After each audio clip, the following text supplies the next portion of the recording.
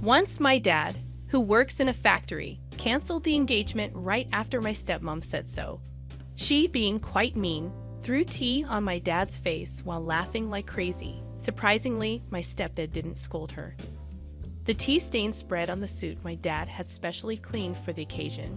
But luckily, the tea was just lukewarm, so no burns. I handed a napkin to my dad, and Tom, panicking, tried to clean the suit. Despite worrying about injuries, Tom couldn't help but laugh at his parents' behavior. During this chaos, my dad, without saying anything, stood up straight, pointed at them, and declared he would ruin their company. In a voice I'd never heard before, he took my hand, and we left the chaotic scene behind. Tom apologized to my dad and quickly followed us, but my dad gravely said there's no need. I'm Yvonne Warner, a 26-year-old office worker, with a bit of a family situation. My mom passed away when I was little, and my dad raised me alone.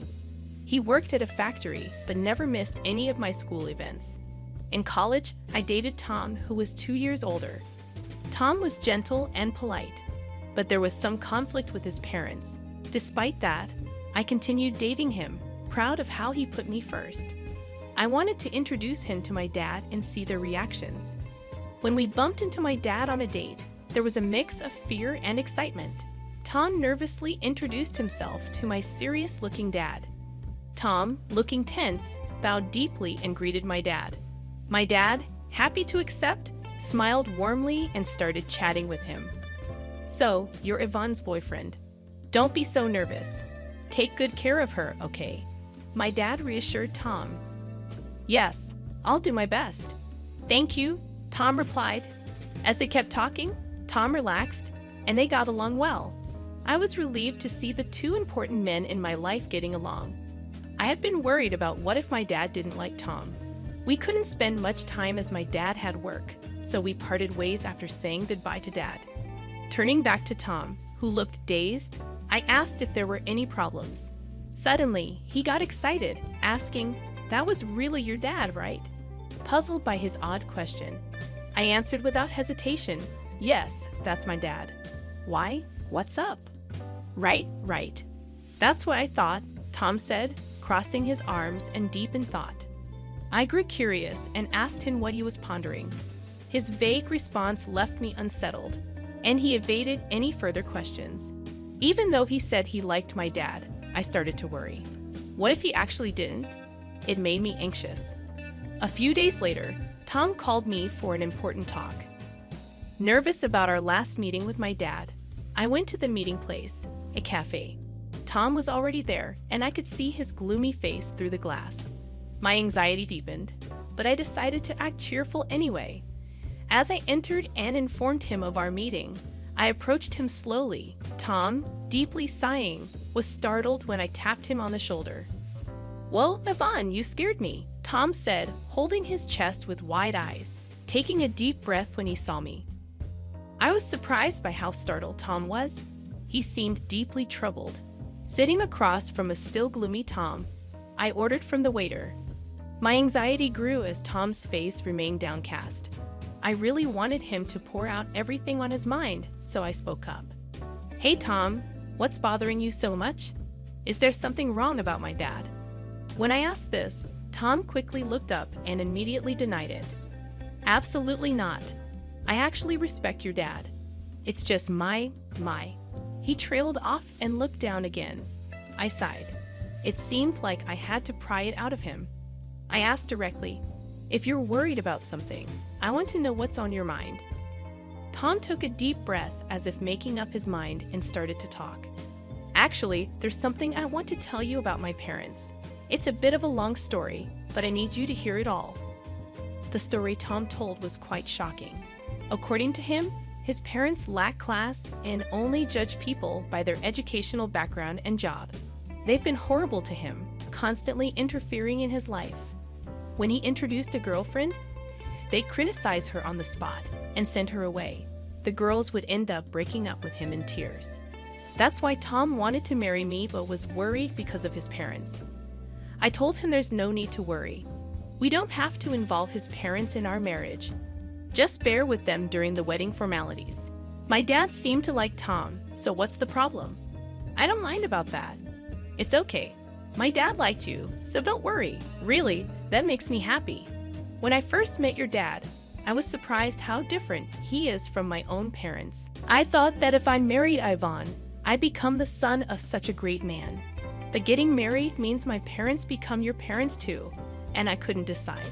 Tom brightened up when I said my dad liked him but soon sighed deeply. However, Tom seemed to have an idea and looked up, apologizing. When we go to meet my parents for our marriage, can we have your dad come too? I want them to see there are such respectable people around. It might not change them right away, but I hope it does. Okay, I'll talk to my dad about it, but I wish you had talked to me about this in a different way. Oh, sorry. I'll do it properly from now. Tom suddenly realized, hurriedly and properly proposing marriage to me. After receiving Tom's proposal, I quickly decided to talk to my father about it. Initially hesitant, my father agreed when Tom came to formally ask for my hand in marriage. Then Tom and I set a date to meet his parents. On the day of the visit, all dressed up, we stood at the front door of Tom's family home, meeting Tom's parents for the first time. After hearing such stories, I was understandably nervous. My father, trying to lighten the mood, laughed and encouraged us. No need to be so tense. Tom's parents are just a bit overly concerned. Be confident. Feeling reassured by my dad's pat on the back, my nerves eased slightly. As it was time, Tom rang the doorbell, but there was no sound. We even wondered if they were not home. In a slight panic, Tom rang again, but still, there was no response. Not wanting to make a bad impression in front of my father, Tom excused himself and went inside first. My father and I exchanged glances and waited silently for Tom. Soon, Tom came out looking flustered. Before I could ask what happened, Tom began making excuses with a forced smile. Sorry, there was a bit of a delay, but please wait. We'll be ready soon. And with that, he went back inside. My father sighed in exasperation, and I felt increasingly worried. Inside, this incident might even jeopardize our wedding plans. My father isn't short-tempered, but he dislikes dishonesty, so I couldn't help but consider the worst-case scenario. Lost in these thoughts, finally, Tom came out and awkwardly invited us in. Inside, his parents were waiting. But their demeanor was odd. His mother greeted us with a sly grin, while his father looked away disinterested. We were led to the living room, but the tea served was hastily prepared and lukewarm. Despite Tom's silence and the tense atmosphere, I decided to push through with the introduction. Tom, regaining his composure, introduced my parents, and at the same time, he introduced us as well. Feeling the warmth of Tom's thoughtful introduction of both my father and me equally, our hearts were filled with gratitude. However, his parents sneered at the introduction, and in the next moment, his mother's hand reached for a teacup. Factory working father, let's call off the engagement, she said. As soon as she said that, my mother-in-law splashed tea on my father. My father-in-law, who was smiling and giggling next to her, did not blame my mother-in-law for her actions. The stain on the suit my father had specially cleaned for this day spread quickly. Fortunately, the tea that was thrown at my dad was lukewarm and almost cold, so there was no worry about burns. Shocked, I offered my dad a handkerchief, while Tom panicked, wiping off my dad's suit. Tom, worried about injuries, got angry at his parents who only laughed in response. Meanwhile, my dad said nothing but stood up and pointed at them, saying, "Then I'll ruin your company," speaking in a voice I'd never heard before. He took my hand, and we left the oak corner house behind us. Tom's voice scolded his parents, then quickly followed us. "Father, mother-in-law, I'm really sorry. I'll have my parents apologize later," Tom pleaded. "No need. We're done with them anyway," my dad said, gravely patting Tom's shoulder. We went back to our house with Tom, and my dad immediately changed clothes. During that time, Tom was earnestly apologizing outside my dad's room, and I could hear my dad's troubled voice occasionally. However, I was too shocked by what Tom's parents had done to pay attention.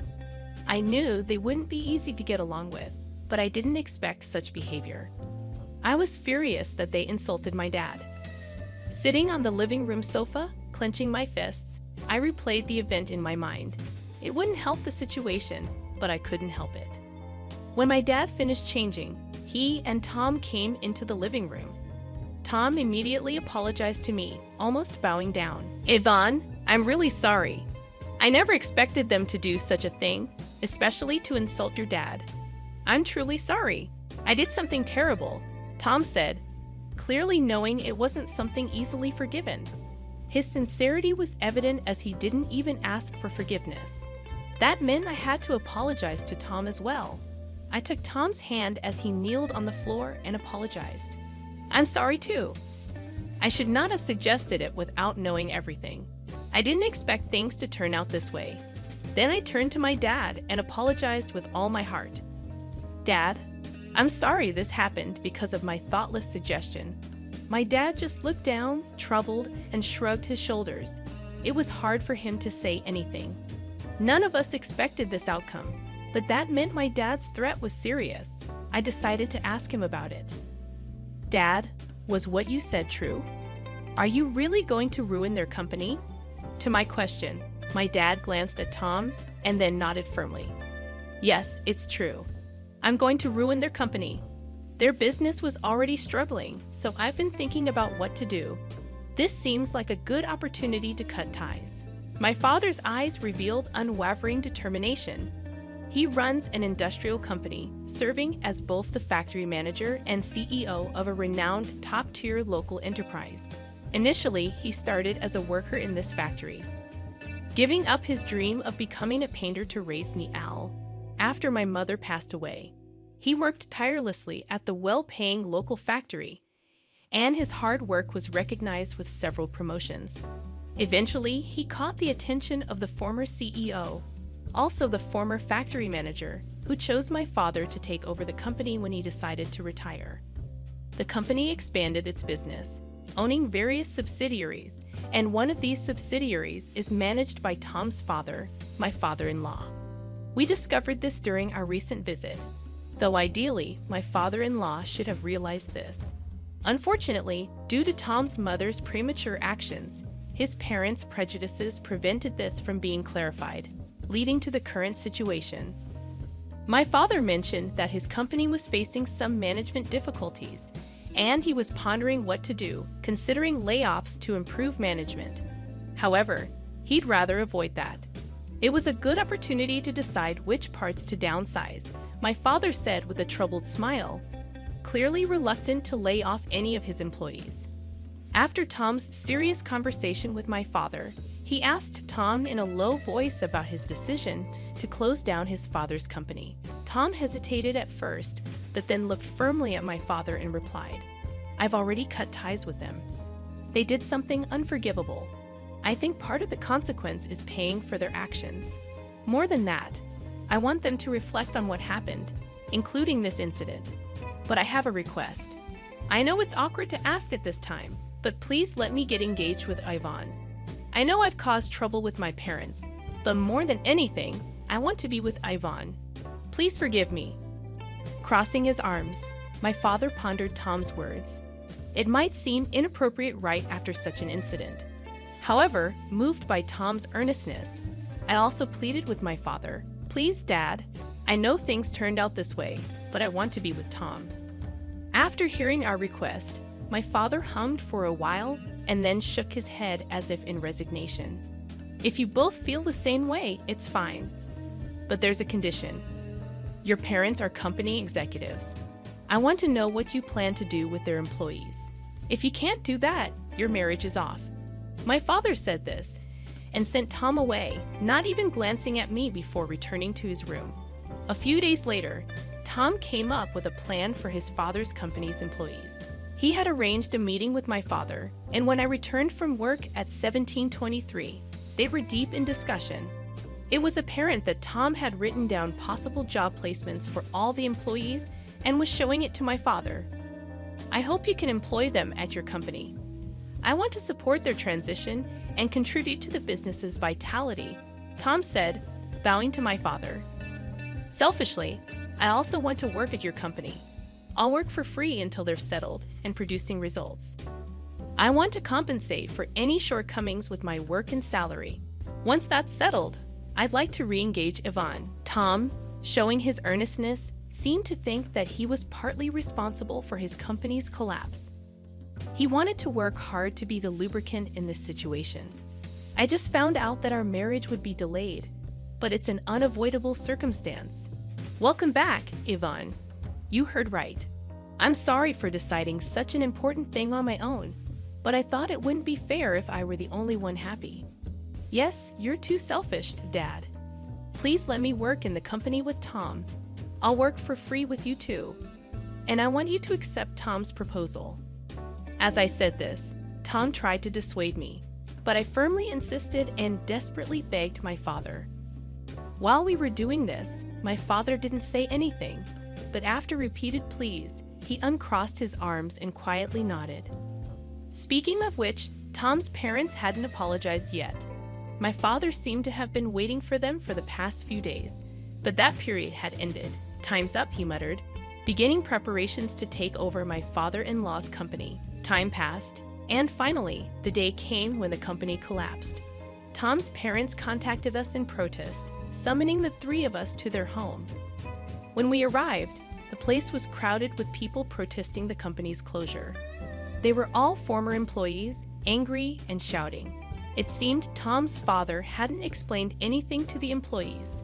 By summoning us, it looked like his parents intended to shift their failure onto us. As soon as they saw us, they pointed and started accusing. Look there, that's the root of all evil. It's not me. They're the ones who ruined the company, not me.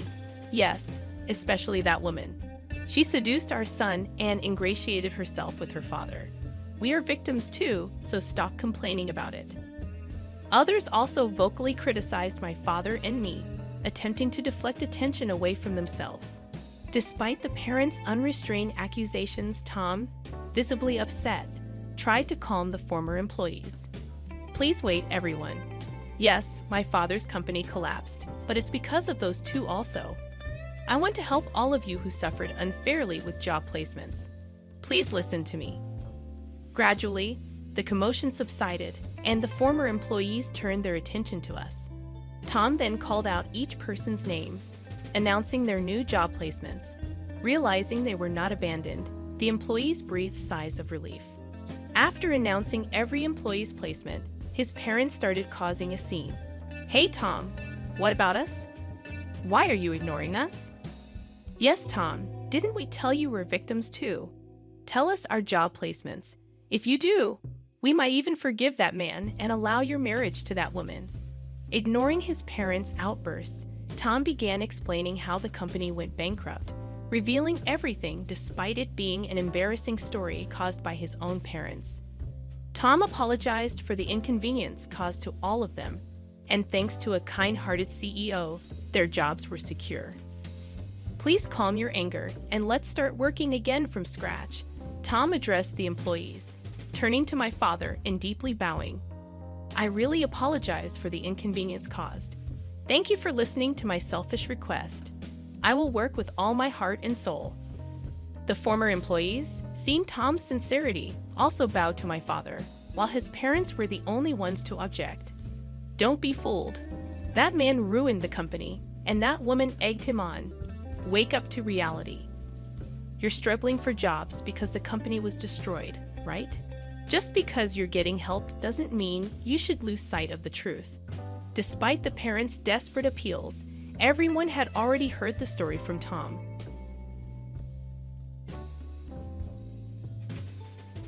I need to head back to my hometown for a while. Can you watch over my house while I'm away? I asked Nancy, James' wife, with a bit of hesitation. You don't have to come back at all, even if you're my husband's mom. I don't want to live with some stranger, some old lady, she replied, showing her disrespect. Seriously? Whose house does she think this is? Besides, it's too big for Linda to live in alone, right? We'll take care of it, so don't worry. We'll change the locks, so it won't matter if you come back. Too bad. Ever since I moved in with James and Nancy, her behavior has been terrible. I've had enough. Fine, I won't come back here anymore. Really? Yes, really. Just do whatever you want from now on. I, Linda, harbor a secret side that even James isn't aware of. What would Nancy make of it if she found out? Quietly, I packed my things and left the house. My name's Linda. I've been on my own since my husband Thomas passed away 3 years back. At 57, I tied the knot with Thomas, a co-worker of the same age, when I was just 24. We didn't have much money, but we had spirit, I suppose. We were just young and full of hope. Soon after our wedding, I discovered I was expecting and gave birth to James the following year. After my maternity leave, I threw myself into both work and raising our child. We entertained the idea of having another baby, but finances just wouldn't allow it then. Thomas hailed from a wealthy family, yet he adamantly refused their help. He had a strained relationship with his father and left home, almost like a runaway. Maybe out of that same stubbornness, James, as serious-minded as his dad, graduated from college and snagged a job at a prestigious company. He excelled professionally and was highly regarded, but his personal life struggled, remaining single well into his 30s. We tied the knot young, full of vigor, but it seemed we didn't follow in our parents' footsteps in that regard. James, when will I get to meet my grandkid? That was Thomas's constant refrain. While our marriage might have been early, it was unusual to find someone in their 30s with no dating history like James. In our time, folks always had tales of their weekend companions. Looking back, it was a more carefree era. Thomas eagerly awaited James settling down, but he passed away suddenly 2 years ago, never seeing it happen, taken by a sudden heart attack. By the time he reached the hospital, it was too late. Overwhelmed by sorrow, I quit my job and stayed home. Luckily, Thomas's insurance covered the rest of the mortgage, and I had my retirement savings, so finances weren't an immediate concern. The house we lived in was newly built, purchased when we were nearly 30, brimming with memories of Thomas. After his passing, James and I agreed to transfer Thomas's share to me. Splitting the house wasn't feasible, and I planned to eventually pass it on to James. When I broached the subject with him, he confessed out of the blue, "I found someone I want to marry." I was taken aback. "What? You had a girlfriend? Why keep it from me?" Dad was waiting all this time. "I meant to tell you, but the right moment never seemed to come." "Sorry." It was ironic that Thomas, who had eagerly awaited James's marriage, was no longer with us. The following weekend, James brought his partner to our house. "Mom, let me introduce you. This is Nancy. Nice to meet you." "I'm Nancy," she said, dressed flamboyantly and seeming quite mismatched for James, who had led a serious life until then. "Still," I remarked, "you seem cheerful and kind, don't you?" I trusted that if James chose her despite her appearance, her character must be decent. Nancy glanced around our home, scrutinizing everything. I felt a bit uneasy. "Is everything okay? You seem deep in thought," I asked Nancy. "Oh, nothing. Just taking it all in. So this is where James grew up. By the way, Mom, there's something else I'd like to discuss," James began. "What is it?" James proposed skipping the wedding ceremony and just registering the marriage. Since his one-bedroom apartment was too small, he asked if they could live with me. "I don't mind. But are you comfortable with that, Nancy?" I inquired, though secretly thrilled at the thought of not being alone in this big house since Thomas passed away. "Nancy, are you okay with staying here?" For a moment, Nancy seemed a tad displeased, but it passed quickly. Soon she smiled and replied, "Of course. I've always dreamed of living in a house rather than an apartment." "See, Mom, Nancy agrees, so please, how could I refuse my dear James' request? Plus, I had my own worries about living alone. Having the young couple around would liven up the house and perhaps eventually bring grandchildren. I hoped this would gradually fill the void left by Thomas's absence. "It's okay, James. This is your home, and Nancy, please treat it as yours." I agreed to their arrangement. However, Nancy's occasional rude comments troubled me. Once we started living together, my suspicions were confirmed. "Linda, I'm quite busy, so could you handle all the meals and cleaning?" Nancy asked as we were still unpacking. "And the bath preparations too, please." "Pretty please." She treated me like a maid, but I endured it for the sake of harmony with James and his wife. Yet the workload of running a household is vastly different for a single person than for a grown adult. "Linda, my lingerie is delicate, so be sure to hand wash it." Why can't she do it herself if she's so particular? Even I couldn't suppress my frustration. So I waited for an opportunity to talk to James when Nancy wasn't around. I had to bring it up abruptly, not wanting to upset him. "Hey James, could you maybe suggest to Nancy to share some of the housework?" When I broached the topic, "Nancy's never really done any housework, but she appreciates how meticulously you handle things, Mom," he replied. "Anyhow, I'll talk to her about it. Let's try to get along, okay?" James seemed to be attempting to reconcile Nancy and me. From that moment on, Nancy's attitude towards me deteriorated further. "Why isn't our room tidy? There's dust everywhere. Can't you clean your own space? There might be things we don't want touched." "What are you implying, Linda? You're such a homemaker, always at home, right? It's like you're mooching off James. Can you at least pitch in with the housework?" I muttered, feeling the weight of resentment building. If anyone's leeching off James, it's me. Nancy's the one draining the life out of this place. I'd endured everything because she was James' wife, taking care of them both, but I hit my breaking point. One day, my sister called. We were all grown, both my sister and brother married, with no one left at our parents' house. Dad passed away when I was in school, and Mom, who lived alone, also passed a few years ago. We didn't want to leave the house empty, so we put it up for sale, and we finally found a buyer. We needed to sort out our parents' house. If James and his wife hadn't come to stay with me, maybe I would have ended up alone too. But even so, if Nancy keeps this up, I won't be able to handle it. Maybe it's best to take a break. With James away on a business trip, I approached Nancy that night after she came out of the bath. "Can we talk?" I asked tentatively. "If it's something annoying, I don't want to hear it," she replied lazily. "I need to go back to my parents' house for a while. It might be for some time, so I need you to look after the house. And about the housework during that time, you're not expecting me to do it, are you?" She snapped in annoyance. "Seems like that's the plan. What do you think?" I prodded for her reaction. "This is your family home, right? You don't have to come back.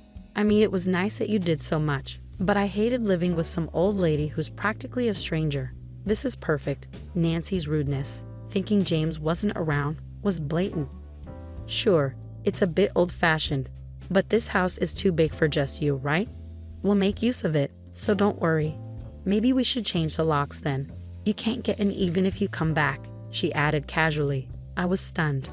I tolerated her behavior because she was James's wife, taking care of them both. But I'd reached my limit. "Got it.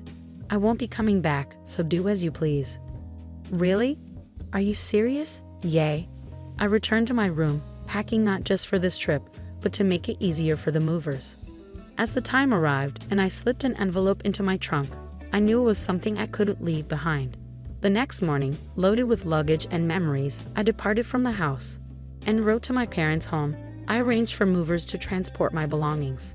They would be stored temporarily until I secured a new place. Strolling down the familiar path, I spotted my parents' house in the distance. Though vacant, it appeared fairly well kept thanks to my nearby sister's regular upkeep.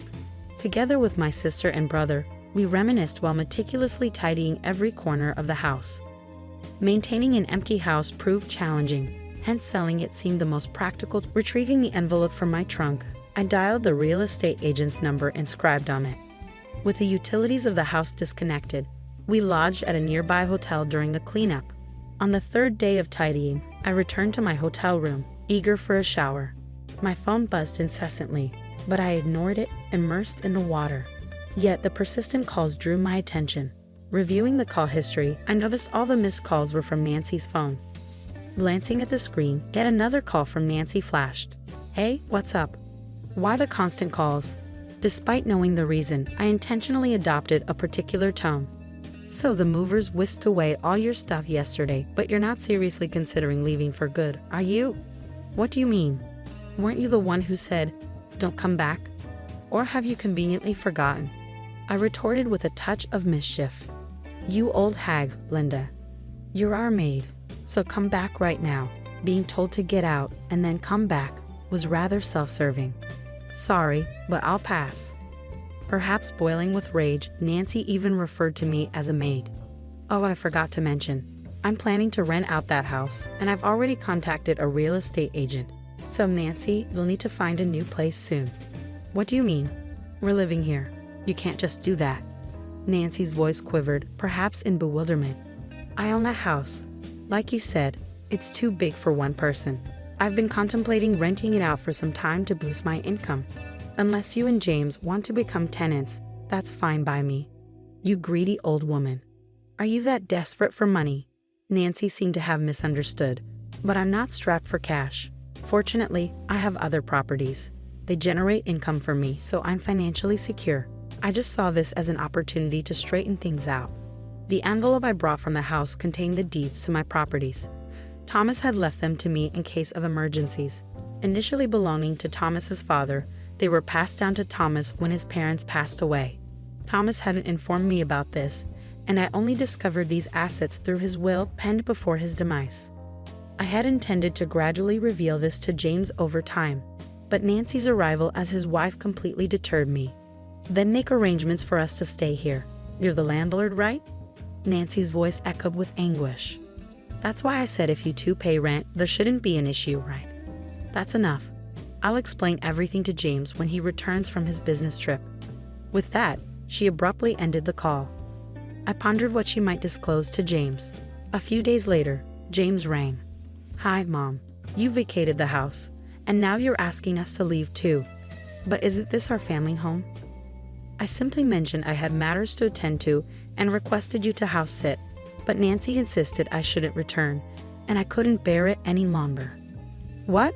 What are we supposed to do? I informed Nancy about my plan to rent out the place, so all you need to do is pay rent if that's feasible.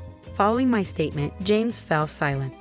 Actually, I've recently changed jobs, James confessed straightforwardly. Since when?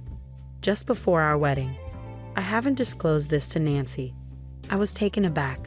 I had believed James was flourishing in his prestigious job, but he had been grappling with such issues. Generally, switching jobs is a significant life event. Shouldn't you inform your partner about your intentions to marry first? Why keep her in the dark? I was apprehensive, he admitted. He revealed that when they started dating, Nancy was pleased to hear he worked at a top company. With limited dating experience until his 30s, James lacked the courage to divulge the truth to the first person he considered marrying. I'm now working at a startup I established with some college buddies, and it seems we're on the brink of success. Mom, please lend me your support. James, devoid of siblings, sought my assistance. I wanted to offer my support, but James needed to take responsibility as an adult and a spouse. Life would only become more challenging if he didn't come clean and seek understanding from his partner. James, you're capable of sorting out your own affairs. Once you've done that, I'll assist as much as I can as your parent. Understand? After delivering that message, I ended the call, feeling a bit too stern.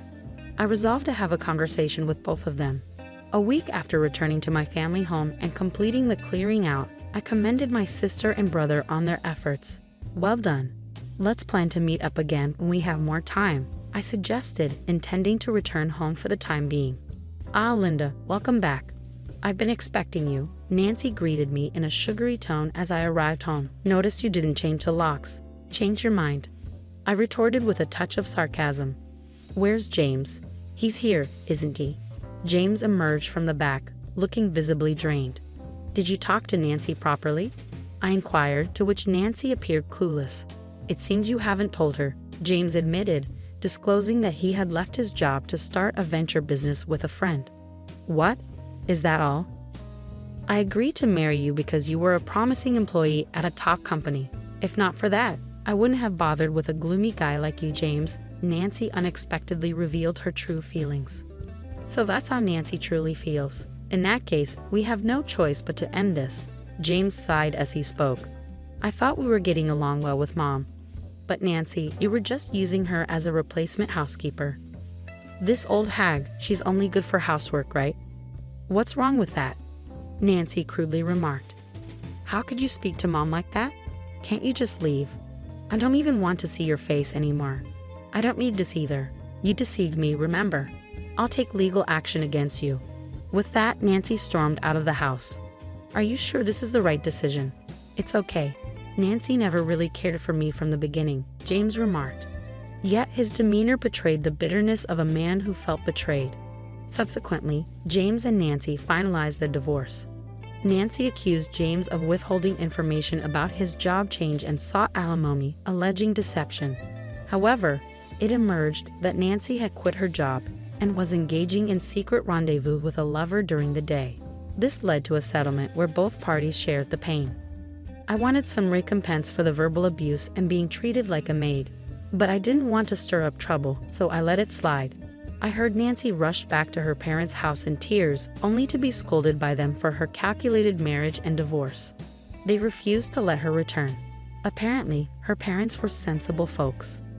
I also learned that Nancy had a strained relationship with them. In the end, Nancy, unwelcome at home, is scraping by, hopping from one part-time job to another. Maybe I just have a poor judgment of character, but I think I'm done with marriage. It's just too much hassle, James remarked, half in jest, half seriously. As planned, we rented out the original house, and James and I are now living separately. However, I found a suitable property among the inherited real estate, so we're using it as our respective residences. Some might call it extravagant, but I opted to sell off some of the properties and invest in James' business. I chose to believe in James's sincere plea to dedicate himself to his venture. Perhaps his marriage will have to wait until his business finds stability. As his mother, all I can do is hope he encounters the right person when the time is right.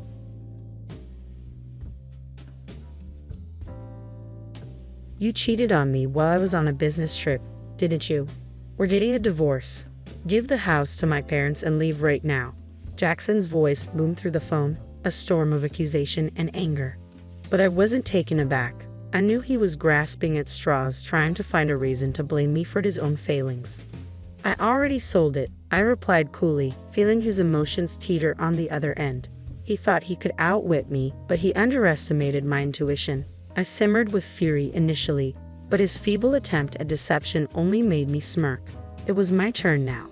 This is the tale of how my deceitful husband tried to manipulate me and how I outmaneuvered him. My name is Olivia, a 28-year-old working mom. I've been at the college store job since I graduated from junior college at 20. Jackson, 2 years my senior, now toils away in an office at a construction firm. But when we first crossed paths 3 years ago, he was adrift, jobless. He'd abandoned his first post-college job, claiming it wasn't right for him. Since then, he drifted between gigs, often idling. That's when he swept me off my feet, proposing in mere months. Okay, but there's a condition, I stated firmly, noting the worry etched on Jackson's face. What is it? He asked, apprehension creeping into his voice. You need to find a stable job. Otherwise, marriage is out of the question. We need to think about our future, I explained, my tone resolute. Oh, come on. Of course, but you're working, so there's no rush, right? Jackson attempted to brush off the seriousness of the situation. My parents would worry if I married a man without a job. Find one before we get married, I insisted, my gaze unwavering. Seeing my stern expression, Jackson sighed in resignation. All right, I'll find one. Then you'll marry me. Yes, and so it'll be, I affirmed, though uncertainty lingered in my mind. Reluctantly, Jackson embarked on his job hunt, eventually securing a position in an office at a construction company. We tied the knot. Back then, I viewed Jackson as somewhat careless about money and work. He'd quit jobs impulsively and didn't always grasp the gravity of financial matters, even in the context of marriage. Yet he was receptive when I spoke seriously. I believed that after marriage, I could guide him, fill in his gaps, and in turn, he would complement my weaknesses. Together, we'd form a strong partnership. But life proved to be more complicated than I anticipated. Jackson's apparent disregard for financial matters appeared to be a trait passed down from his parents. Around a year into our marriage, during our search for a house and discussions about securing a mortgage, Jackson dropped a bombshell. I might not be able to get a loan, he disclosed casually, leaving me stunned. What? I exclaimed, seeking clarification. Nonchalantly, he explained, I looked into it, and because I hadn't been at my job for long, I might need a guarantor for the loan. The only person I could ask is my dad, but he's dealing with significant gambling debts, so he probably can't be a guarantor. His revelation left me dumbfounded, especially with the contract and the real estate agent right in front of us. Yet Jackson seemed unfazed. If we put the house in your name, it'll be fine, right? You've been at your job forever, so you can get the loan. We'll both pay it off. It's just a formality, he suggested casually. That's not the point. Why didn't you discuss this with me? This is a big deal for me too. I'm not even prepared with the paperwork, I retorted, frustration bubbling within me. Though he apologized, his contrition felt hollow, lacking sincerity. Despite my urge to argue, I refrained from escalating the situation, considering the already prepared contract and the presence of the agent. Reluctantly, I hastily gathered the necessary documents, such as my income statement, for the loan application. In a spur-of-the-moment decision, I impulsively bought the house under my name. As I hurried to finalize the paperwork, a wave of anxiety washed over me. Could I truly envision a future with this man? Perhaps I should have simply put a halt to the proceedings instead of rushing to prepare the documents. Adding to my mounting anxiety was the looming issue with my in-laws. The other day, I had a talk with Dad. Jackson began one evening. He mentioned that he might lose the house due to the debts I mentioned earlier. He's considering moving in with us. That's all right, isn't it? What? Why would you even consider that? I responded sharply, hoping to convey the seriousness of the situation, but Jackson seemed unfazed. Well, he's in a tough spot. My brother is single, but he's working overseas. I'm Dad's only option. Shouldn't we discuss this properly? Maybe he can stay with us temporarily until he finds another place, but committing to having him live with us permanently is a major decision, Jackson reasoned, his expression troubled. You're just trying to avoid the issue. If he stays, we can split the living expenses. You're always complaining about money, he countered. You mean the money you never contribute? You promised we'd split the mortgage, but it's only coming out of my paycheck. You haven't paid your share. In marriage, finances are shared. It's not just your money, it's ours. It's only deducted from your account because the house is in your name. Stop being so self-centered, I admonished, frustration simmering beneath my words. My frustration boiled over, and I raised my voice, demanding answers. Jackson's response was simply, I hate talking about money, before abruptly leaving the room. These clashes became all too common, with Jackson consistently brushing off my concerns and retreating, leaving issues unresolved. Yet despite his aversion to discussing finances, Jackson wasn't entirely idle when it came to his family's predicaments. His role in construction site administration brought him into frequent contact with real estate contracts, leading him to consult a specific agency about the potential sale of his family home and the steps involved in securing the best deal. I've been considering selling the house for a good price, but I'm unsure about the process. What steps should I take if I decide to sell down the line? This topic was a recurring theme in our conversations. It was somewhat reassuring to know that I wasn't alone in contemplating these matters. However, the persistent notion of this family living with us post-sale always lingered in the back of my mind, causing unease. Jackson started holding meetings with real estate agencies and my parents-in-law behind my back, and his weekends away from home became more frequent. Eventually, he had to embark on a business trip that would keep him away for several months. The project required him to stay near the construction site until its completion. At the time, I didn't realize it, but the power struggle between us had already commenced. A few days after Jackson's departure, I decided to treat myself to tea after a shopping trip. As I entered the cafe, I was greeted by a familiar face. Recollecting past encounters, I recognized him as someone Jackson had once brought home. He worked at a real estate company, and Jackson had mentioned him as Samuel, a young employee who was relatively new to the company with less than a year under his belt. Oh, hello. You've been to our house before, right? I greeted him with a hint of recognition. Yes, I apologize for dropping by unannounced and even staying for a meal. My apologies, Samuel replied sheepishly. No worries. I should have been more hospitable, I assured him, gesturing for us to sit down and have tea together. Samuel proved to be very friendly and surprisingly sensible, especially considering his youth. We engaged in pleasant conversation over tea before parting ways. At that moment, I could have fathomed what would follow. Little did I know, this seemingly innocuous encounter would later be twisted into an accusation of infidelity. It happened when Jackson confronted me. You cheated on me while I was away, didn't you? We're getting a divorce. Give the house to my parents and leave now. His words hit me like a bolt of lightning. The first thought that crossed my mind was disbelief. Could it be true? Had Jackson spread rumors about me cheating, all to justify a divorce? The shocking revelation came from an unexpected source. Samuel, the very man Jackson falsely accused me of having an affair with. The day after our tea, Samuel showed up at my doorstep unannounced. I apologized for the sudden visit. About yesterday, Jackson asked me to get close to you. he confessed, his words catching me off guard.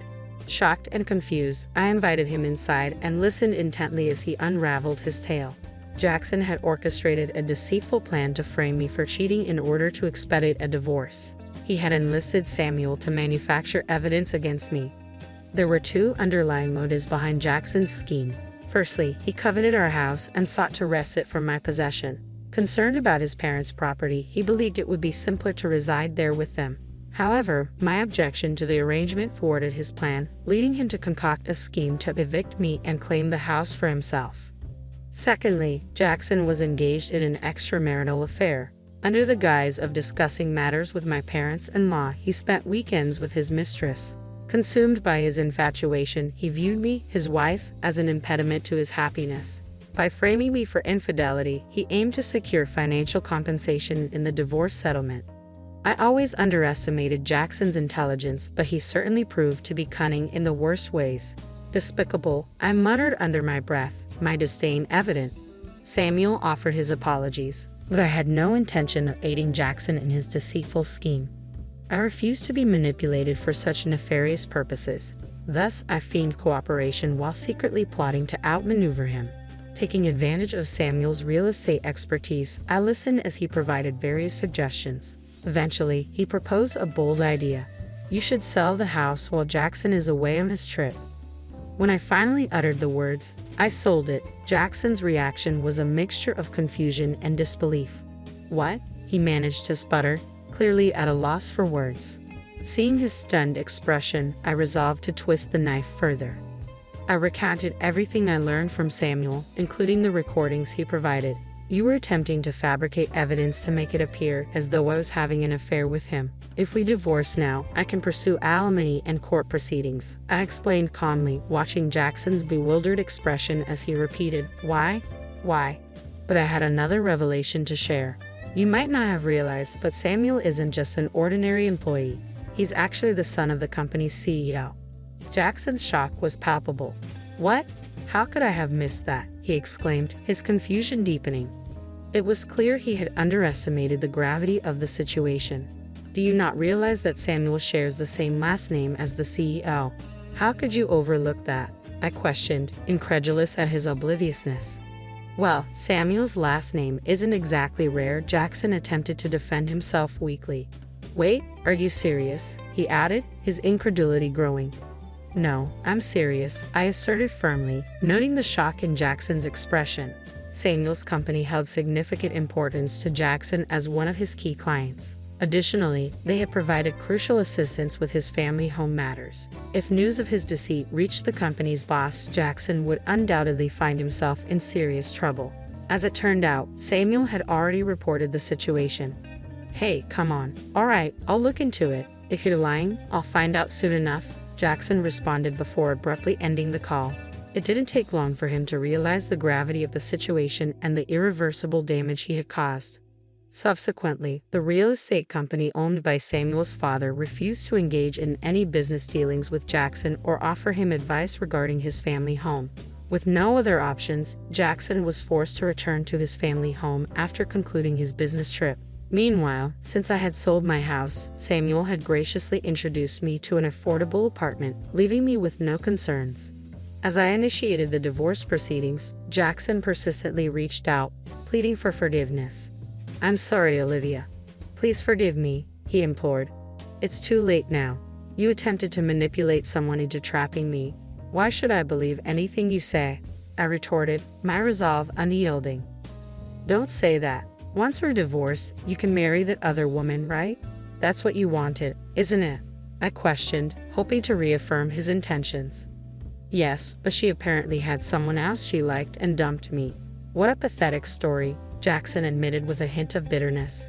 Even if that's the case, don't expect me to welcome you back with open arms, I responded firmly, my patience wearing thin. With a sigh, I ended the call. Despite my efforts to keep my current address undisclosed, Jackson's relentless barrage of calls persisted. Each time, he'd plead, don't leave me. Help me, I'll be a good husband, his promises ringing hollow in my ears. I grew increasingly exasperated with his empty pleas. Once the divorce was finalized, I resolved to sever all ties. deleting his number, blocking him on WhatsApp, and cutting off communication entirely. Yet, the unwelcome appeals didn't end with Jackson. Even my mother-in-law reached out, begging, "Please, Olivia, we'll be lost without you. It's not the house we wanted, it's you, isn't it?" "But there's no house left," I pointed out, feeling a mix of frustration and disbelief. "We didn't just desire the house. We're not that heartless. Come back, and you'll understand," she urged, her tone pleading. "You were after the money, weren't you?" I accused, feeling the surge of resentment. "That's not true. You're being unfair. You tried to pressure me into living with you, and when I refused, Jackson attempted to manipulate me to gain an advantage in the divorce," she countered defensively. "I can't trust someone like that. It's evident that your motives revolve around money," I asserted firmly, refusing to yield to Jackson's pleas. As I continued to reject his advances, my father-in-law dialed my number, his tone dripping with arrogance. "Isn't it your duty as a daughter-in-law to show some respect to my wife? Are you seriously saying no? Isn't this all because of the debt you accumulated?" he demanded, his voice growing increasingly strident. With each word, his accusations stung, and when I responded with equal resolve, his tone turned venomous. "You heartless woman, abandoning your mother-in-law in her time of need and shifting blame onto her. I'll make you pay for your cruelty," he bellowed into the phone, the volume causing my ears to ring.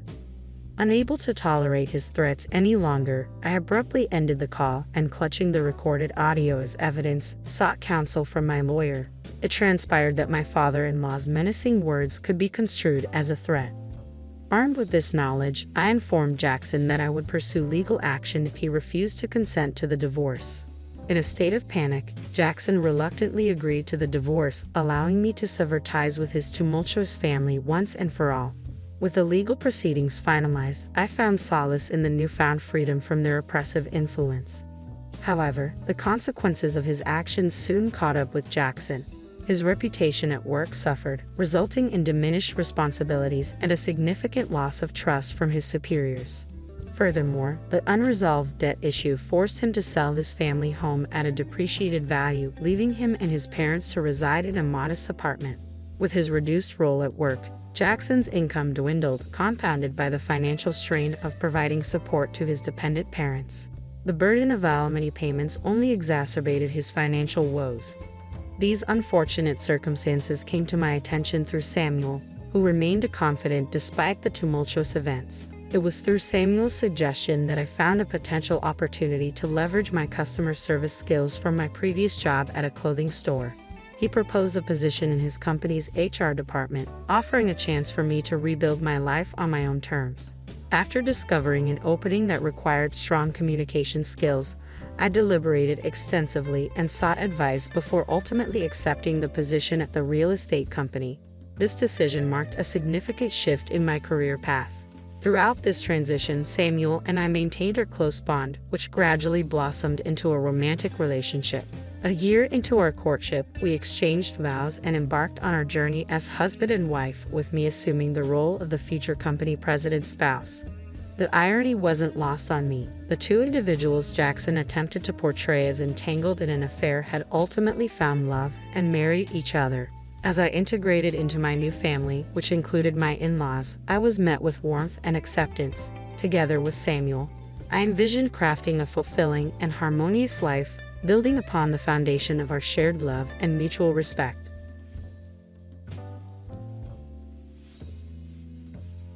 My name is Ashley, and at 27, I found myself navigating the dynamics of a family business intertwined with marriage. Growing up, I was the sole focus of my calm, skeptical father and my vivacious, spirited mother. Their union was a harmonious blend of energies, though mom's exuberance could sometimes be overwhelming. When I married Son, whom I met through a friend, I hoped for a marriage akin to the vibrant one my parents shared. Son's family owned a renowned French restaurant chain in New York City, contrasting with my family's more modest ventures in the food industry. While dating, Son's tales of restaurant life and ambitions were captivating. However, after marriage, I grew weary of the constant comparisons between our family businesses. The discrepancy in our family's businesses became a sore point. Son's family's restaurant empire seemed to overshadow our modest endeavors. Arguments ensued, with Son and his family viewing their success as solely their own achievement, ignoring the significant contributions of Todd, Son's cousin, who had been taken in by their family after being orphaned. Todd, often referred to as a brother by Son but treated more like a servant, played a crucial role in the success of the family business. Yet he was overlooked and underappreciated. My mother-in-law, burdened by the knowledge of Todd's situation, expressed her concerns to me, unable to openly confront her husband and son. Despite their essential roles in the business, Todd and my mother-in-law remained humble and kind. Todd's competence and my mother-in-law's wisdom were evident, yet they were forced to operate under the shadow of Son's incompetence and his father's arrogance. Son's ineptitude in managing the business contrasted sharply with Todd's skillful handling of day-to-day operations. Employees respected Todd, often resisting Son's unreasonable demands. Behind the scenes, Todd and my mother-in-law worked tirelessly to salvage the business well. During a visit to my hometown, I found myself sharing my marital woes with my parents over a comforting bowl of potato soup. My mother, sipping her soup with gusto, didn't mince words. "Ashley, just get a divorce and come home." My father, though wearing a bitter smile at her bluntness, remained silent. It was too soon to entertain the idea of divorce. After all, we hadn't even been married for 6 months. Disappointed in both Judson, my husband, and my father-in-law, I found solace in the kindness of my mother-in-law and Todd. "I can't just easily get a divorce," I replied with a wry smile, knowing the complexities of my situation. But my mother, undeterred, suggested I leave Judson and join them at their pizza shop. I protested vehemently, while my father, ever the gentle soul, inquired about my troubles. As I poured out my frustrations about Judson's dismissive attitude towards me and his unwarranted suspicions of my relationship with Todd, my mother-in-law shared some revealing insights. She recounted a past incident where Judson, driven by his insecurity and rivalry with Todd, unjustly fired a female employee who had garnered Todd's admiration.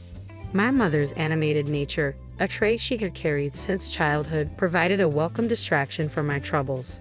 I reminisced about how her vivacious personality had initially intimidated potential suitors until my father, drawn to her energy, had become her steadfast partner. Their love story, peppered with anecdotes of youthful charm, lifted my spirits. As we sat together, conversing warmly, I couldn't help but feel a glimmer of hope amidst the chaos of my marriage. My parents' unwavering support and my mother's infectious spirit reminded me that, despite the challenges, there was still light to be found in the darkness. I recalled an important matter and asked if I could bring Judson, my father-in-law, my mother-in-law, and Todd to my parents' home. It would be their first visit to my childhood home, and my mother-in-law eagerly expressed her desire to reconnect with my parents. Judson reluctantly agreed, and to my surprise, Todd, showing interest in making pizza, volunteered to join us. I suspected he wanted to ensure Judson behaved himself. My parents gladly agreed, excited to showcase the deliciousness of our pizzas. Mom, perhaps a bit too enthusiastic, exclaimed, "Of course. We'll make them realize how delicious our pizza is." I chuckled, knowing her excitement could sometimes be overwhelming. So we found ourselves at my parents' pizza shop, unaware of the brewing tension ahead. Todd, usually the peacemaker, was ready for any storm that Judson might brew. The moment Judson laid eyes on the quaint pizza shop, he couldn't help but sneer. "Still as old-fashioned as ever," he remarked. Fortunate that my mother wasn't there to hear his comment. Knowing her fiery spirit, she might have banned him from the shop on the spot. Ignoring his snide remark, I led everyone inside. Mom greeted them cheerfully, welcoming them warmly. "Long time no see, Judson. Ashley has told me a lot about you," she said, her words laced with sarcasm that Judson seemed to miss entirely, much to Todd's subtle amusement. As Mom continued with her warm greetings, she turned to Todd, remarking on his appearance. "You're Todd, right?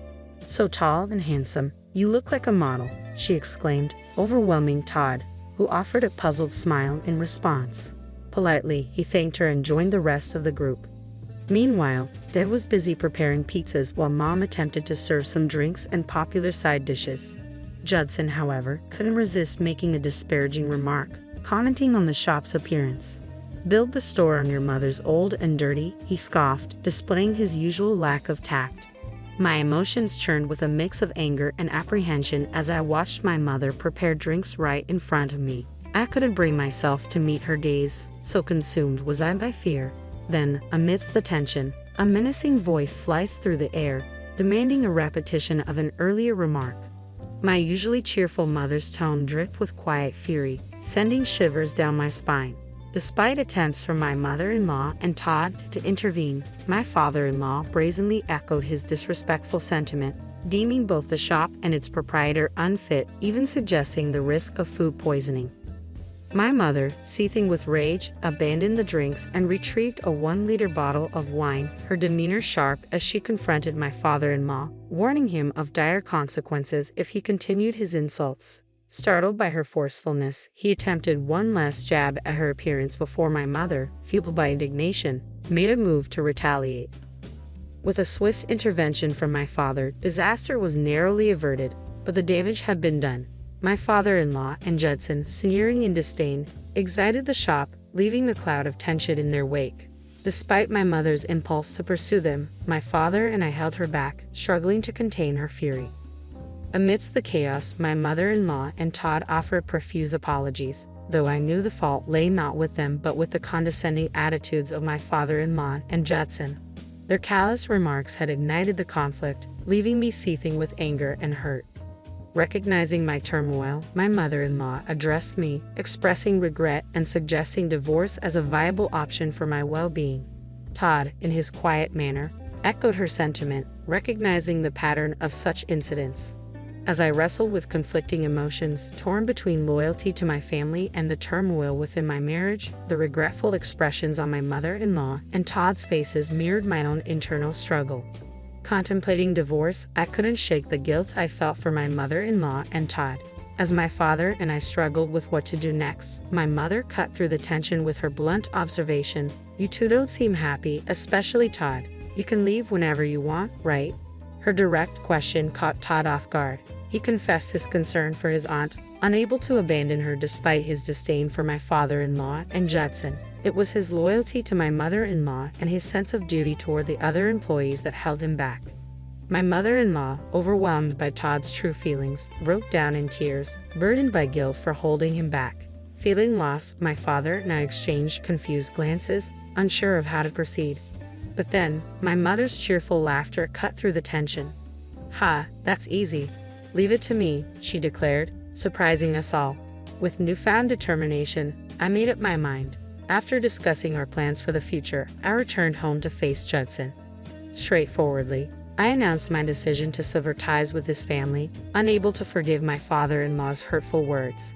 Judson's scornful laughter in response only fueled my resolve. I handed him the divorce papers I had prepared, issuing a final warning. "Don't come crying to me after our divorce," I cautioned, but Judson, unable to comprehend the gravity of the situation, remained indifferent. As our marriage dissolved, my mother-in-law and Todd were spared from the ordeal. Though my life was fraught with stress, exacerbated by my father-in-law's insensitivity, I found solace in the freedom of my newfound independence after the divorce. Upon returning to my parents' home about a month later, my ex-father-in-law and ex-husband Judson appeared, their faces drained of color. They delivered divorce papers and a curt message, claiming they were cutting ties with us. Maintaining composure, I faced my ex-father-in-law and remarked on the unfortunate timing of our late-life divorce. My laughter seemed to unnerve Judson further, who muttered about employees quitting and feeling betrayed by Todd, his supposed brother.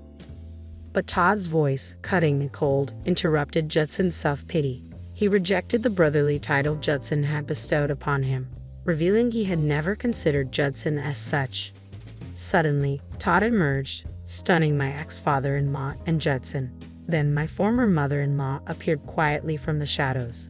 As my ex-in-laws stood dumbfounded, my mother made a bold entrance, revealing that they had been scouted by her company and that they now owned the French restaurant. My ex-father-in-law broke into a cold sweat at this declaration, while my father, observing the scene, smiled modestly. He revealed that running the pizza shop had merely been a hobby. My wife's family owned a group of restaurants, and they had graciously accepted him as their son-in-law. At the mention of the company's name, my ex-father-in-law and Judson stumbled. Realizing the vast difference in scale between their restaurants and our company, it became clear why they had been relegated to running a pizza shop instead of being involved in the family business. Years ago, my father had suffered a collapse from overworking. prompting doctors to suggest he pursue something he enjoyed for his recovery. So my mother and I had reopened this pizza shop, which had been my late grandfather's hobby. In truth, it was all part of a ruse, allowing them to run the company smoothly in my parents' absence with the help of dedicated and skilled employees. While seemingly running the pizza shop, my parents were actually overseeing their work, earning the admiration of their staff. Under my mother's guidance, our company took control of the restaurant previously managed by my ex-father-in-law and Judson. The once complacent duo now stood stunned as my father calmly addressed them. "It's evident to me that both of you lack the necessary skills to manage your business," he declared, citing concerns voiced by employees regarding their management abilities. With a firm stance beside my father, my mother delivered a decisive message. "We're entrusting the management of the French restaurant to Todd. He has full authority over you both," she proclaimed. Ex-father-in-law and Judson protested, claiming their approval was needed, but their objections fell on deaf ears. This decision wasn't solely my parents', but also reflected the sentiments of the disgruntled employees. Now, my ex-mother-in-law would support Todd, her nephew, in a supervisory role. Todd and my ex-mother-in-law shared a glance, and with calm determination, Todd expressed his gratitude for their support before revealing his true feelings. "While I owe you for taking me in as a child," Todd began, his voice turning icy, "my grudge against Judson is immeasurable. For him, it's even greater." His declaration left no room for forgiveness or mercy, stripping my ex-father-in-law and Judson of all managerial authority. Todd's cold resolve was clear. Then my ex-mother-in-law delivered a final blow, leaving my ex-father-in-law and Judson reeling. Upon returning to my parents' home about a month later, my ex-father-in-law and ex-husband Judson appeared, their faces drained of color. They delivered divorce papers and a curt message, claiming they were cutting ties with us. Maintaining composure, I faced my ex-father-in-law and remarked on the unfortunate timing of our late-life divorce. My laughter seemed to unnerve Judson further, who muttered about employees quitting and feeling betrayed by Todd, his supposed brother. But Todd's voice, cutting and cold, interrupted Judson's self-pity. He rejected the brotherly title Judson had bestowed upon him, revealing he had never considered Judson as such. Suddenly, Todd emerged, stunning my ex-father-in-law and Judson. Then my former mother-in-law appeared quietly from the shadows. As my ex-in-laws stood dumbfounded, my mother made a bold entrance, revealing that they had been scouted by her company and that they now owned the French restaurant. My ex-father-in-law broke into a cold sweat at this declaration, while my father, observing the scene, smiled modestly. He revealed that running the pizza shop had merely been a hobby. My wife's family owned a group of restaurants, and they had graciously accepted him as their son-in-law. At the mention of the company's name, my ex-father-in-law and Judson stumbled, realizing the vast difference in scale between their restaurants and our company. It became clear why they had been relegated to running a pizza shop instead of being involved in the family business. Years ago, my father had suffered a collapse from overworking, prompting doctors to suggest he pursue something he enjoyed for his recovery. So my mother and I had reopened this pizza shop, which had been my late grandfather's hobby. In truth, it was all part of a ruse, allowing them to run the company smoothly in my parents' absence with the help of dedicated and skilled employees.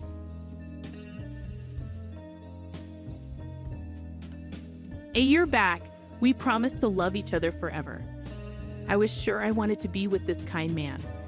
But things changed after we got married. The sweet guy I knew disappeared. Now he treats me like a maid, not his wife.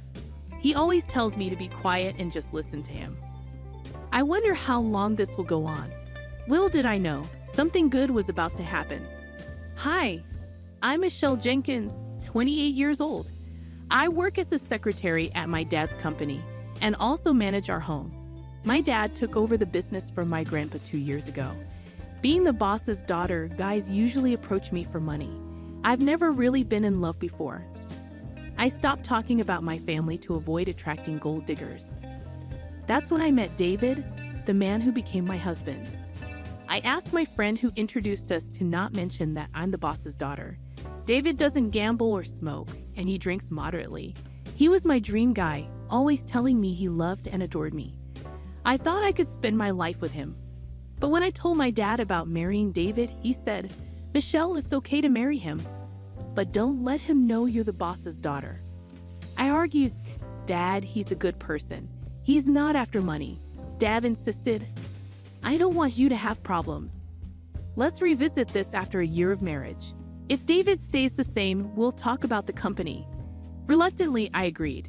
Dad knew about my past bad experiences with guys after money. He just wanted to protect me. I decided to follow Dad's advice and keep quiet about being the boss's daughter for a year. Until then, I'd just be a regular secretary. So despite everything, David and I tied the knot. But now, a year later, I still haven't told him the truth. Why? Because he's changed. After the wedding, he became distant and cold. He'd come home from work in a bad mood, criticizing everything, even the dinners I made. Hamburgers again? We're not kids. Can't you cook something different? But David, you used to love them. I've made them lots before. Don't argue. You always make the same dishes. Besides salad and soup, you should know how to cook at least 5 other things. 5? That's too much. I have work too, you know. When I ask you to do something, you should do it. I married you, so listen to me. I'm sorry. The warmth and kindness he once had vanished, replaced by a cold mist that felt as sharp as ice. At first, I thought he was just having a rough day, but things kept getting worse. After 6 months of marriage, David turned into a full-blown tyrant. He'd nitpick about everything, from how I did the laundry to how I cleaned the house. If I dared to speak up, he'd yell at me with a terrifying look. Enduring his yelling was one thing, but sometimes he'd even throw away the meals I cooked. A year into our marriage, his tyrannical behavior hasn't changed. If anything, it's gotten worse. Just the other day, I got home late from work, and he immediately started shouting. You're late. Do you even know what time it is? I'm sorry. Work got busy. I'll start dinner now. Busy? A secretary like you shouldn't have that much work. If you're late again, you're quitting your job. But that's not fair. I couldn't argue with him out of fear. Looking back, I wonder if I should have left him sooner. Despite my parents' concerns, I kept the truth hidden after getting married. I didn't want to disappoint them, so I dealt with everything silently. Then one day at work, my father called me into the reception room during a break. Since I often helped him as a secretary, going into the reception room wasn't unusual. When I entered, my father was already there. What's up? I asked. My father looked pleased and said, It's been a year since you married David, right? Time to tell him the truth, like you promised. Oh yeah, we agreed on that. Is something wrong? You seem uneasy. Well, yes, but it's just, right now things are a bit. Seeing my worried face, my father smiled and patted my shoulder. Had a spat with David? It happens, especially for newlyweds like you. Your mom and I had our share of arguments too. But look at us now, still happy together. You'll be fine, Michelle. It's not exactly a fight. Don't worry, everything will be okay. Couples argue, right? You're right. Anything else bothering you? No, I'm okay. Nothing else. But I think I'll wait for things to calm down a bit before bringing it up, I said. Don't let it bother you too much. Every couple has their disagreements. My father reassured me, thinking it was just a small argument. I hadn't confided in my parents about David's behavior to spare them worry, so my father assumed everything was fine. You should make amends with David soon, he advised before leaving the room. Alone, I wrestled with emotions I couldn't articulate. Despite my parents' reservations, I had married David. I couldn't bear to tell my father about our worsening relationship. But I knew I couldn't avoid it forever. I'd have to address it eventually to avoid suspicion. To keep my father from worrying, I had to maintain my marriage somehow. If possible, I wanted to improve our relationship. That night, I made sure to be home on time, ready to talk to David when he returned. As I finished preparing dinner, he walked through the door. I brought up the topic right away. David, we need to talk, I said. I'm tired, he complained. This is important, I insisted. As a married couple, I want us to share our lives equally and be happy together. Equal? You and me? That's ridiculous, he scoffed, grabbing my hair harshly. Ouch! I cried out, but he didn't let go. Listen to me. I did you a favor by marrying you. "You should be grateful I chose you," he said, sneering at my pain. "But you said you loved me," I protested. "Don't be foolish. I only pretended to like you because you're obedient and good at housework," he spat. "Just stay quiet and obey me," he ordered, pulling my hair closer to his face. From that moment on, I realized there was no hope for equality in our relationship. I couldn't bear to worry my parents, and divorce wasn't an option. My appetite faded away with each passing day, and I found myself merely coexisting with my roommate, who happened to be my husband. Then one morning, amidst this routine, I woke up feeling utterly drained. My head throbbed, and a chill ran through my body. Checking my temperature, I found it to be a high 104 degrees Fahrenheit. Summoning all my strength, I sat up and called out to my husband. "David, I'm sorry. I don't think I can manage breakfast today." "What? Why not?" I pleaded. "I have a fever of 104. I'm in agony. Can I just stay in bed?" In response, my husband let out a frustrated sigh and snapped. "Neglecting your duties because of a fever? Get to work, you lazy thing. But please understand, I'm really unwell. Enough excuses. You're just a maid. Don't you dare disobey me. Please, just for today, I'm begging you." With a loud click of his tongue, he stormed out of the room, leaving me trembling uncontrollably.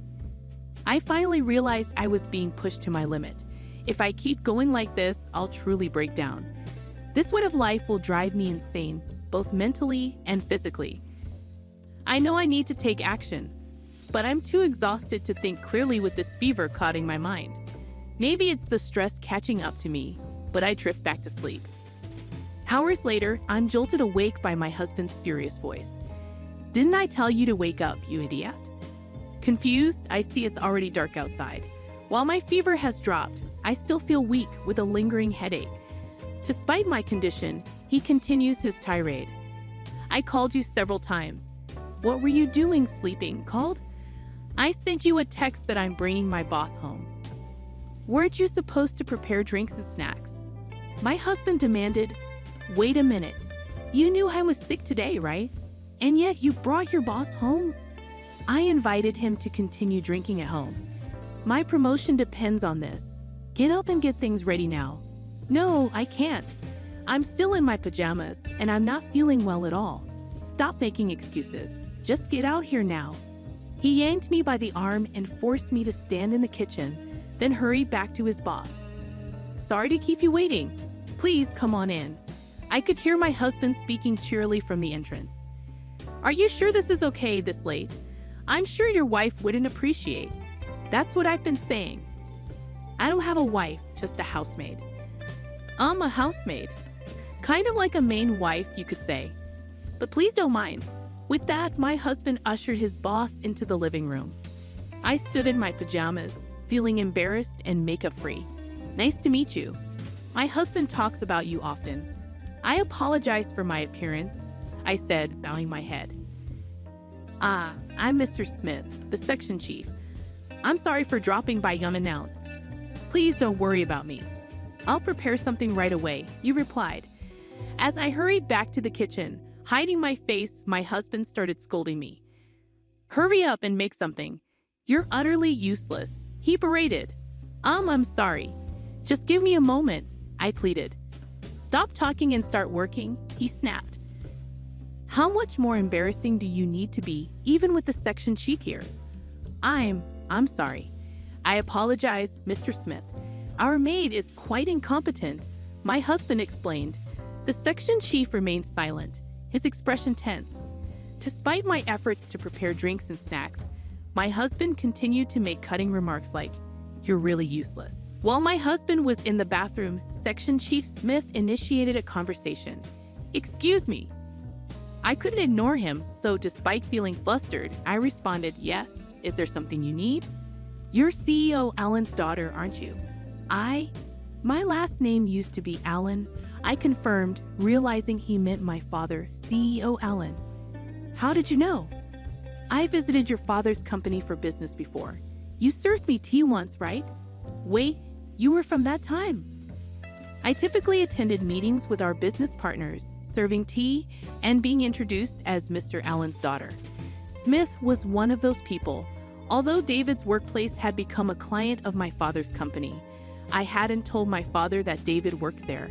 Glancing towards the bathroom, Smith continued in a hushed tone. "What's going on with your husband's behavior? Is he always like this at home?" Yes, I admitted. "I can't believe what you've been enduring. Why haven't you told Mr. Allen?" "Well, that's... Regardless, this can't continue." "Leave it to me," Smith said, looking me straight in the eyes as he quickly packed up and left. In that moment, I felt a weight being lifted off my shoulders. It was like finding an ally in a moment of despair. When David returned from the bathroom, he was shocked to find that Smith had left. "Why didn't you stop him?" he yelled at me. But I chose to trust Smith's words and endure it. Several days later, I was called to my father's company and found both Smith and a visibly shaken David waiting. "What's going on? Why are you both here?" I asked, confused by the situation. In the tense atmosphere, my father addressed me with a serious expression. "I heard from Smith. You've been mistreated by David, haven't you?" Well, I struggled to respond. Understanding my intentions to spare him worry, my father expressed his gratitude. "Thank you, Smith, for bringing this to my attention and helping my daughter," my father said, and Smith bowed in acknowledgement. Then my father turned his stern gaze towards David. "David, I can't believe you've behaved this way. I regret allowing you to marry my daughter." "Please wait," David pleaded, visibly shaken. "I had no idea you were our business partner's president." "I didn't know Michelle was a CEO's daughter," David interjected. "Enough. So if you did know, you would have treated Michelle better." "You're truly despicable," my father rebuked. "No, there's no excuse for my behavior," David responded. "Excuses? I'm going to report you to your company's CEO. We have a long-standing relationship," my father declared. "No, please." David's eyes welled up with tears as he sank to his knees. Then he turned to me, pleading, "Michelle, please talk to your father for me." "You want me to speak up?" I raised my voice, releasing my pent-up frustrations. "Do you have any idea how much I've suffered because of your controlling, chauvinistic behavior? I've endured it silently, trying to salvage our relationship. But you destroyed everything, treating me like a servant and constantly belittling me. Do you know how degrading that was?" "Michelle, please forgive me," David begged. "Enough. Don't you dare address me by my name so casually. No amount of apologies will ever be enough. I don't care what happens to you. You reap what you sow. If you understand, stay out of my life forever," I concluded, resolute in my decision. At the climax of my outburst, David broke down in tears. Smith gently guided him out of the reception room, offering a respectful bow before leaving. Eventually, David and I decided to divorce. When my father informed David's company's president about the incident, he lost his job due to poor behavior at work. Without any severance pay, David moved back in with his parents, who were already aware of the situation. His father reprimanded him severely and forced him to leave their home. Now, David works long hours at a factory to make ends meet, while also fulfilling his alimony obligations to me. Meanwhile, I returned to my parents' home after the divorce and focused on rebuilding my life. I've since fully recovered and dedicated myself to my career. I've maintained a close friendship with Smith, meeting him regularly. Although I'm not considering remarriage at the moment, if I do decide to tie the knot again, I hope to find someone like him. When that time comes, my dream is to create a happy and fulfilling family.